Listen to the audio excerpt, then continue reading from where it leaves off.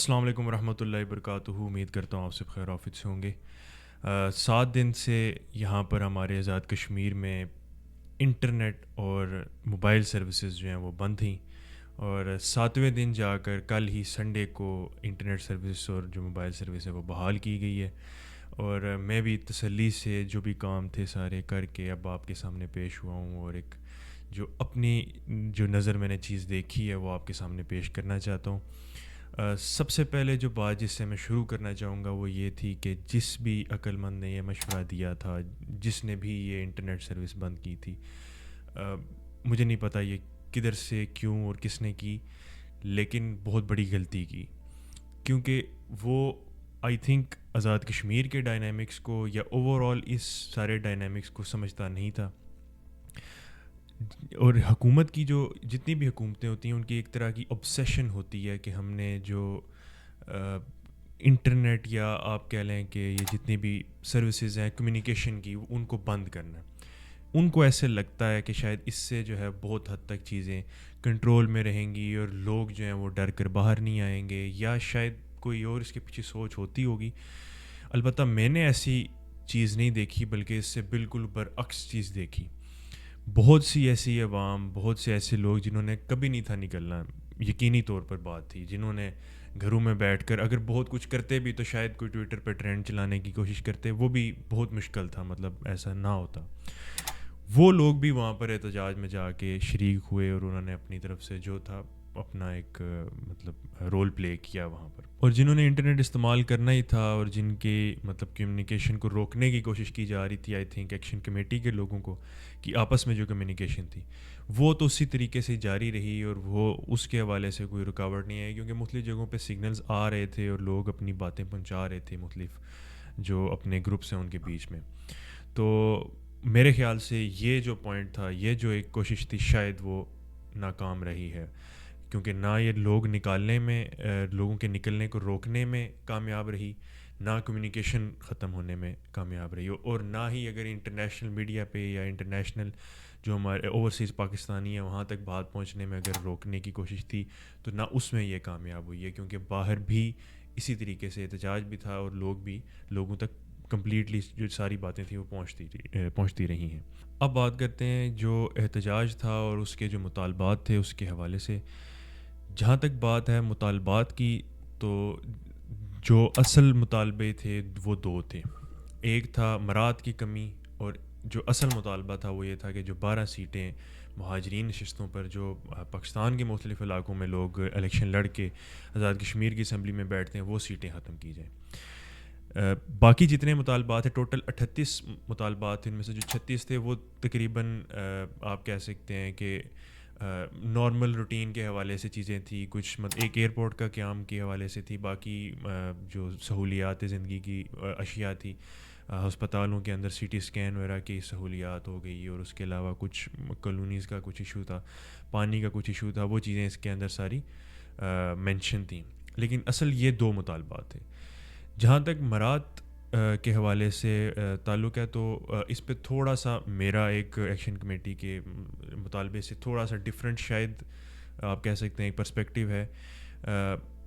جہاں تک بات تھی کہ مراد ختم کی جائیں، میں اس چیز کے حق میں نہیں ہوں، کیونکہ مجھے ایسے لگتا ہے کہ ہر چیز کے پیچھے ایک سوچ اور ایک فلسفہ ہوتا ہے. کوئی مراد دینے کا، یا کوئی کسی کو کوئی گاڑی دی، یا کسی کو کوئی ہاؤس ملتا ہے یا کچھ ملتا ہے، اس کے پیچھے کوئی سوچ ہوتی ہے. ہاں اس چیز کو ایکسیسولی نہ کیا جائے، یا اس کے اوپر کچھ ایک چیک اینڈ بیلنس ہونا ضروری ہے، وہ بہرحال اپنی جگہ پہ بات ٹھیک ہے. لیکن اس سوچ اور فلسفے کے متضاد جا کر مجھے یہ لگتا ہے کہ ہمیں بالکل ختم کرنے والی بات از کمپلیٹلی اللاجیکل. اور آئی تھنک جو بات ان کو بھی یہی سمجھ آ رہی تھی، اور انہوں نے اور اس کے اوپر بھی جو شوکت نواز میر کی ایک میں نے ویڈیو بھی دیکھی، اس میں وہ بات یہ کر رہے تھے کہ جو آلریڈی بتائی ہوئی پالیسیز ہیں اس کے مطابق امپلیمنٹیشن ہونے کے بجائے ایکسیسو جو یوز ہو رہا ہے وہ بیسیکلی اصل مسئلہ ہے. اس کے علاوہ جو اس کے اندر 20 سیکٹریز تک تعداد رکھنے کی جو پوائنٹ تھا کہ جی سیکٹریز کا جو تعداد ہونی چاہیے وہ 20 تک ہونی چاہیے، بتایا یہ جا رہا تھا کہ جی 32 ہیں کہ 36 ہیں، ایسا نہیں ہے. 24 تک میکسیمم تعداد آلریڈی جو ہے وہ 24 ہے، تو اس کو 20 تک کیا جائے گا.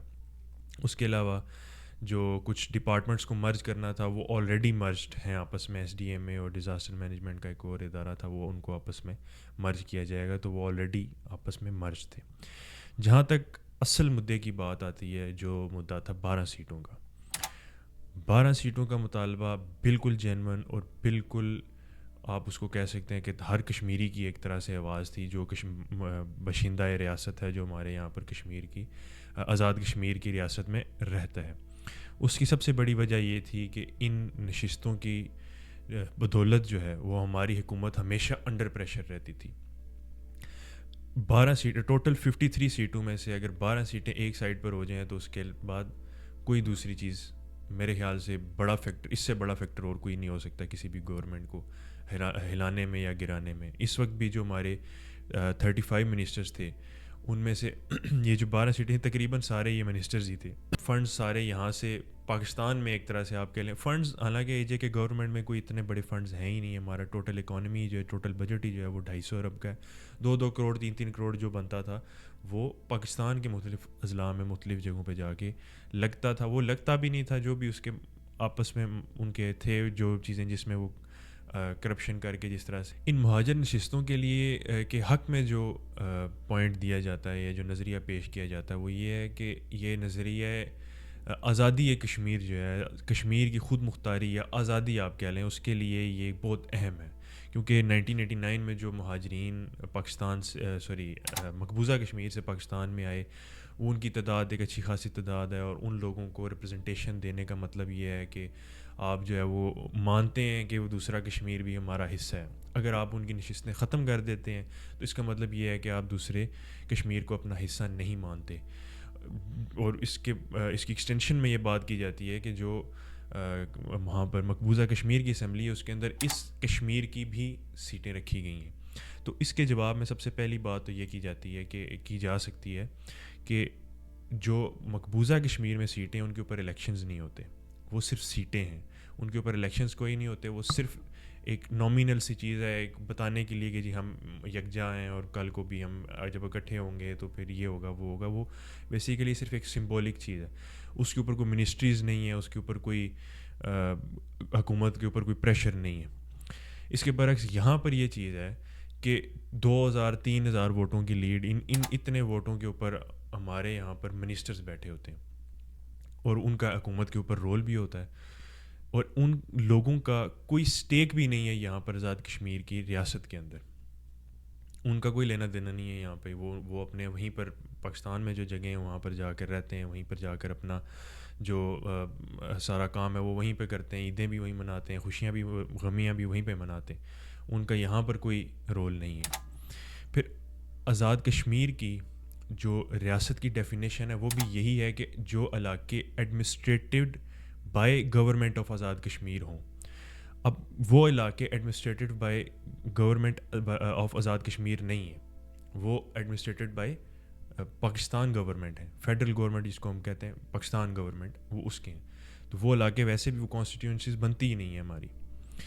اس کے علاوہ جو ایک اور پوائنٹ بنتا ہے وہ یہ ہے کہ جو مہاراجہ کا قانون تھا اس کے مطابق کوئی بھی شخص جو ریاست کے اندر نہیں رہ رہا, آزاد کشمیر نہیں اوور آل ریاست کو چھوڑ کر اگر چلا جاتا ہے اور تقریباً 2 نسلیں وہاں پر گزار لیتا ہے, اور ان 2 نسلوں کے بعد جو تیسری نسل آتی ہے وہ باشندہ ریاست ہی نہیں رہتی, وہ اس کے پاس کوئی رائٹ نہیں ہے کہ وہ اپنے آپ کو کشمیری ریاست کا باشندہ کہے. چلو نسلی طور پر جو کہتا ہے وہ ایک الگ بات ہے, لیکن باشندہ ریاست اس کا نہیں بن سکتا.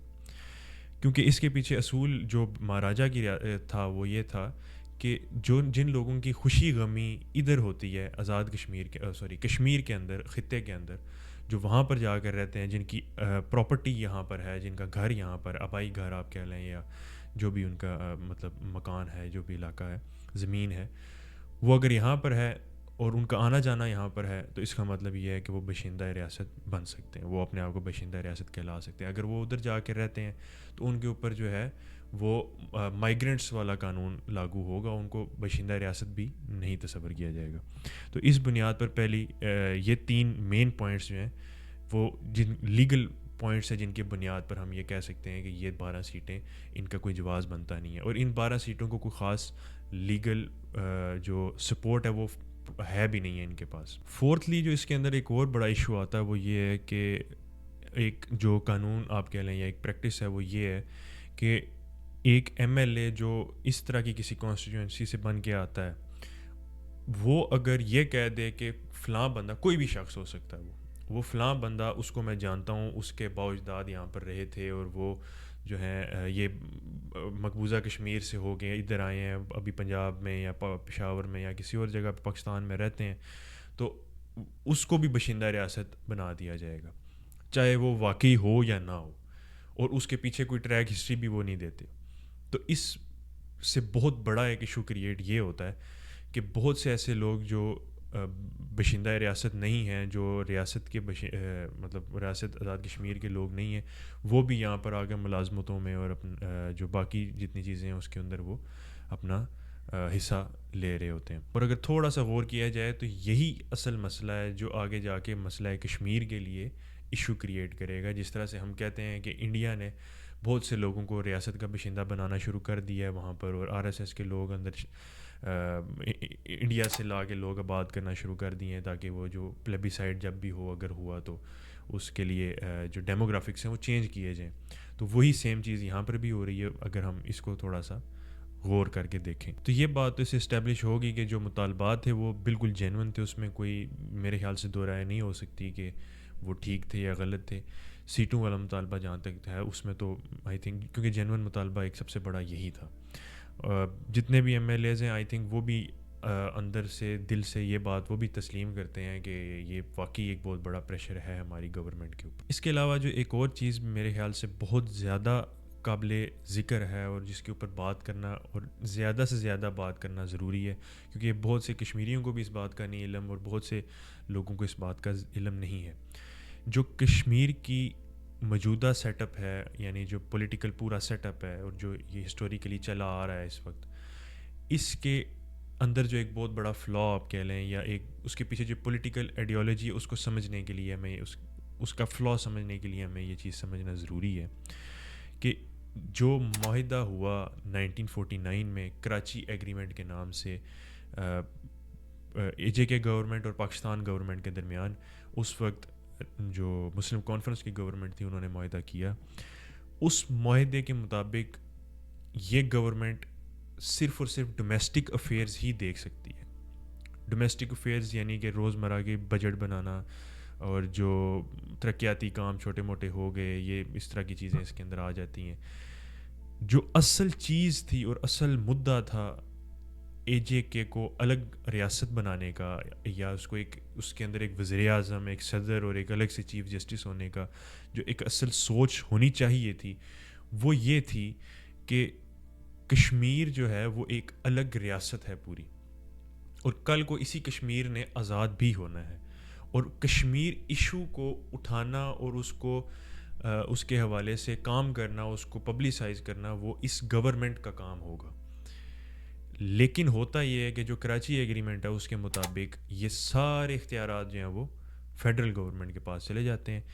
کشمیر ایشو کے حوالے سے پبلسائز کرنا کشمیر ایشو کے حوالے سے کوئی بھی بات کرنا یہ سب اختیار جو ہے وہ فیڈرل گورنمنٹ اور منسٹری آف کشمیر افیئرز یا جو ہماری فارن منسٹری ہے اس کے پاس یہ اختیار ہوگا کراچی ایگریمنٹ کے مطابق. حالانکہ یو این کا جو چارٹر ہے یو این کے جو ریزولوشنز ہیں وہ ہمیں اس چیز کا بھی حق دیتی ہیں. وہ ہمیں یہ بتاتی ہیں کہ اگر ایک ریاست ہے اس کے اوپر حملہ ہوتا ہے اور اس کا آدھا حصہ جو ہے وہ قبضہ کر لیتی ہے ایک دوسری حکومت یا ایک دوسرا ملک تو جو دوسرا آدھا حصہ رہ جاتا ہے وہ اس کے لوگوں کے پاس ایک پورا حق ہے کہ وہ آرمڈ اسٹرگل بھی کر سکتے ہیں اپنے اس حصے کو واپس آزاد کروانے کے لیے. وہ تو دور کی بات اس کے حوالے سے بات کرنا بھی ایک ہمارے لیے اب پاسبل نہیں ہے کیونکہ ہم لوگ جو ہیں جو ریاست کشمیر کے لوگ ہیں ہماری یہ والا جو سارا رائٹ ہے وہ فیڈرل گورنمنٹ کے پاس چلا گیا. اب میں اس میں یہ بات ضرور کلیئر کرنا چاہوں گا پاکستان کے ساتھ ہمارے دل دھڑکتے ہیں اور ہم کشمیر کے جو لوگ ہیں وہ پاکستان بننے سے پہلے پاکستانی ہیں. لیکن جب اس طرح کے کام ہوتے ہیں، جب اس طرح کی سچویشنز کریٹ ہوتی ہیں، تو میرے خیال سے پاکستان اپنا ہی جو سٹانس ہے وہ ویک کرتا جاتا ہے. کس طرح سے؟ کیوں؟ کیونکہ جب آپ اس ڈائنامکس میں دیکھیں کہ کشمیر کا کوئی بھی شخص اگر 3 اس کو پوائنٹس دیے جاتے ہیں، 3 چوائسیز دی جاتی ہیں کہ آپ انڈیا کے ساتھ جائیں، خود مختار ہوں، یا پھر جو ہے وہ آپ پاکستان کے ساتھ جائیں، میں آپ کو گارنٹی سے کہتا ہوں کہ آلموسٹ 70% 80% جو عوام ہے وہ پاکستان کے ساتھ جانا چاہے گی. باقی جو 10 15 20% لوگ ہوں گے وہ شاید خود مختار کے لیے جائیں گے. انڈیا کے ساتھ کوئی نہیں جانا چاہے گا. کیوں؟ کیونکہ ایک ہماری شیئرڈ ہسٹری، اور جو سید علی گیلانی بھی جس طرح یہ بات کہا کرتے تھے کہ اسلام کے تعلق سے، اسلام کے ناطے سے، اسلام کے رشتے سے ہم پاکستانی ہیں اور پاکستان ہمارا ہے. جب کشمیریوں کو یہ نظر آتا ہے کہ ہماری جو کشمیر کاز ہے وہ ایک طرح سے سبوٹاج ہو رہی ہے، پاکستان گورنمنٹ جو ہے وہ اسلام آباد پولیس بھیج رہی ہے ہمیں مارنے کے لیے یا ہمارے اوپر کنٹرول کرنے کے لیے، تو یہ چیز ایک نیگیٹو امپیکٹ ڈالتی ہے. یہ جو آلریڈی ایگزسٹنگ جو پاکستانوں کے ساتھ دل دھڑکنے والی بات تھی اس سے برعکس کر دیتی ہے. تو میرے خیال سے اس سینیریو کے اندر یہ چیز کافی حد تک جو ہمارے پالیسی میکرز ہیں ان کو سمجھ آ گئی ہوگی کہ کشمیر کے اندر فورس کا استعمال کرنا تو میرے خیال سے بہت بڑی بیوقوفی ہے. اور جو کشمیر کے اندر آپ یہ میرے خیال سے وہ اصول نہیں اپنا سکتے، وہ طریقہ کار نہیں اپنا سکتے کسی بھی اپرائزنگ کو یا کسی بھی قسم کی جو اسٹرگل ہے اس کو روکنے کے لیے جو آپ پاکستان میں یا کسی اور جگہ پہ کر سکتے ہیں. اس کی ایک بہت بڑی وجہ یہ بھی ہے کہ ایک بہت ڈائنامکس سمجھنا بہت ضروری ہوتے ہیں. وہ یہ کہ کشمیر کا خطہ، یہ میں کوئی جذباتی بات نہیں کر رہا، کشمیر کا خطہ جو ہے وہ بہت چھوٹا سا ہے اور بڑا کلوزڈ سا سسٹم ہے ہمارا سارا. آپ یہاں سے نکلیں گے باہر تو آپ چلتے چلتے جو ہے وزیر اعظم سے مل کے آ جائیں گے، وہ بھی آپ کو جانتا ہوگا اور آپ وزیر اعظم کو جانتے ہوں گے. ہمارے یہاں پہ یہ کوئی بہت بڑی بات نہیں ہے کیونکہ سیٹ اپ چھوٹا سا ہے. آپ اگر ایک بندے کو ماریں گے ڈنڈا تو اس کے ساتھ وہیں پہ احتجاج میں کھڑے ہوئے لوگ کوئی دور کے لوگ نہیں ہوں گے. ادھر ہی اس کا ایک کزن کھڑا ہوگا، وہیں پہ اس کا ایک جو محلے کا لڑکا کھڑا ہوگا، وہیں پہ اس کا جو ہے وہ کوئی انکل کھڑا ہوگا. تو وہ آبویسلی اپنے بندے کو، اپنے بچے کو ڈیفینڈ کرنے کے لیے آئیں گے. تو وہ پھر وہ وہاں پر وہ پیچھے تو نہیں ہٹتے. پھر وہاں پہ ظاہر ہے کہ اپنے لوگوں کو ڈیفینڈ کرنا ہوتا ہے، پھر لڑائی ہو جاتی ہے. اس کے برعکس پاکستان میں چونکہ ایک بڑا سیٹ اپ ہے، لوگ جب احتجاج میں جاتے ہیں تو بہت سے لوگ ہوتے ہیں اور بہت سے انجان لوگ ہوتے ہیں. تو وہ لوگ تو ظاہر ہے کہ وہ ایک دوسرے کے اندر ان کی اتنی کنیکشن نہیں ہوتی، وہ تو صرف اس کاز کے لیے ہی اکٹھے ہوتے ہیں. کشمیر کے اندر یہ چیز ہے کہ وہ صرف کاز کے لیے نہیں اکٹھے ہوتے، وہ ایک دوسرے کو جینوئنلی جانتے بھی ہوتے ہیں، ایک دوسرے کے پیچھے چلنے کے لیے بھی تیار ہوتے ہیں، ایک دوسرے کے لیے جان دینے کے لیے بھی تیار ہوتے ہیں. اس وجہ سے ہی پچھلی جو بھی 2 3 دفعہ بھی جب یہاں پر آئی، بلکہ رینجرز بھی ہے اور رینجرز کی گاڑیاں بھی لوگوں نے جلائی ہیں جب فرسٹ ٹائم یہ سارا معاملہ ہوا مظفر آباد میں. تو اس کی ریزن اصل یہی ہے کہ سیٹ اپ چھوٹا ہے اور لوگ ایک دوسرے کو جانتے ہیں، لوگ ایک دوسرے کے لیے درد دل رکھتے ہیں اور فیملی ٹائپ ایک پورا سیٹ اپ ہے. تو میرے خیال سے یوز آف فورس سب سے بڑی بیوقوفی تھی جس نے بھی کی، کیونکہ میر پور جیسا پرامن علاقہ کوئی میرے خیال سے پاکستان میں دوسرا نہیں ہے. میر پور کو اب یہ بات تھوڑی سی ایک آڈ لگنے والی ہے، لیکن میر پور کو تو ایک طرح سے لوگ غدار بھی کہتے ہیں کشمیر کاز کے ساتھ کہ یہاں پہ لوگ نکلتے ہی نہیں ہیں بھائی. ٹھیک ہے، اور یہاں پر بھی اس خطے کے اندر بھی 2 جوان شہید ہوئے ہیں ہمارے. تو یہ بہت بڑی بات تھی کیونکہ 2 جوان شہید ہونے کا مطلب ہے کہ لوگ جو ہیں یہاں پر بھی جو ہے اس بار مرنے مارنے کے لیے تیار ہیں. تو میرے خیال سے یہ جو سچویشن تھی، یہ جو سارا ایک پورا سیٹ اپ تھا جو پولیٹیکلی یہ جو اسٹرگل ہوئی ہے، اس کے اندر بہت سی چیزیں بہت سے لوگوں کو واضح ہوئی ہوں گی. اب آخر میں جو ایک پوائنٹ میں ریز کرنا چاہتا ہوں وہ یہ ہے کہ آزاد کشمیر کا جو سب سے بڑا ایشو ہے وہ 2 ہیں. ایک سب سے بڑا ایشو ہے ہمارا، اگر ہم اکنامکلی دیکھیں، وہ یہ ہے کہ ہمارے یہاں پر بھی پاکستان کی طرح ہی ٹیکس دینے کا ایک رواج نہیں ہے. جو ہمارے جو لوکل بزنسز ہیں، جو بڑے بزنس چھوٹے بزنسز ہیں، وہ ٹیکس نہیں دیتے. ہمارا ٹیکس نیٹ ہی بہت تھوڑا ہے, اور جو ہمارا اوور آل بجٹ ہے وہ بھی 250 ارب ہے. اس میں سے میجورٹی جو چنک ہے وہ آتا ہے ہمارا کچھ انڈائریکٹ ٹیکسز سے, اور اس کے علاوہ جو سرکاری ملازمین ہیں ان کی تنخواہوں سے آتا ہے جو کٹتا ہے ٹیکس, ڈائریکٹ جو کٹتا ہے, کچھ بینکوں سے آتا ہے, اور کچھ جو ہے وہ ہمیں فیڈرل گورنمنٹ کے حصے میں سے آتا ہے, جو کہ تقریباً 100 ارب بنتا ہے, لیکن اس میں سے ہمیں کوئی 60-70 ارب اس طرح ملتا ہے. تو ہاں, یہ ہمارا ٹوٹل جو بجٹ ہے سارا وہ اس کے تھرو بنتا ہے, اور جو کچھ چھوٹی موٹی باقی جتنی چیزیں ہیں وہ بیچ میں کچھ ملا کے. لیکن ڈائریکٹ ٹیکس کی کمی ہونا اصل سب سے بڑا ہمارا اکنامک ایشو ہے, ہمارے پاس بجٹ ہی اتنا نہیں ہے. اس کے علاوہ جو ہمارا دوسرا سب سے بڑا پولیٹیکل ایشو ہے وہ یہ ہے کہ ہماری گورنمنٹس کے پاس کوئی خود مختاری نہیں ہے. ہم آزاد کشمیر کہتے ہیں لیکن آزاد کشمیر نہیں ہے, یہ ایک طرح سے ایک صوبہ ہی ہے پاکستان کا. اس سے نقصان کیا ہو رہا ہے؟ اس سے نقصان کشمیر کاز کا ہو رہا ہے. جس طرح فاروق حیدر کہا کرتے تھے کہ آپ پاکستان ہمیں آگے کریں نا, مجھے بھیجو, میں وزیر اعظم آزاد کشمیر کا, مجھے بھیجو, میں اپنی عوام کا بہتر جو ہے وہ پوائنٹس ریز کر سکتا ہوں, آواز بلند کر سکتا ہوں, میں جا کے یو این میں بات کروں گا, میں جا کے ساری جگہوں پہ بات کروں گا. آپ مجھے پیچھے رکھتے ہو, خود آگے جا کے بات کرتے ہو. یہ ایک بہت بڑا ایشو ہے جو اس پوری سچویشن کو خراب کرتا ہے. میرے خیال سے اس سے نقصان پہنچتا ہے. تو اللہ تعالیٰ ہم سب کا حامی و ناصر ہو. جتنی بھی یہ جو اموات ہوئیں, پولیس کے لوگ بھی شہید ہوئے, عام عوام کے لوگ بھی شہید ہوئے, اللہ تعالیٰ سب کو ان کے درجات بلند کرے, ان کے گھر والوں کے لیے آسانیاں فرمائے. اسسٹنٹ کمشنر باغ ہیں, ان کو خنجر مار کے کسی نے شہید کیا, شہید نہیں, اس وقت وہ زخمی ہیں. اللہ تعالیٰ ان کے لیے بھی جلد صحت یابی ہو, اور جتنے باقی لوگ ہیں جن کے بھی زخمی ہیں ان کے لیے بھی اللہ تعالیٰ ان کو جلد صحت یاب کرے. جزاک اللہ, شکریہ. السلام علیکم.